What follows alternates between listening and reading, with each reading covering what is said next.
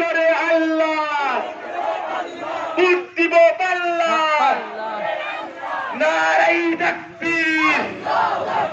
সিলেটবাসীর মুখের কথা, আমি বায়ু যোগ্য নেতা।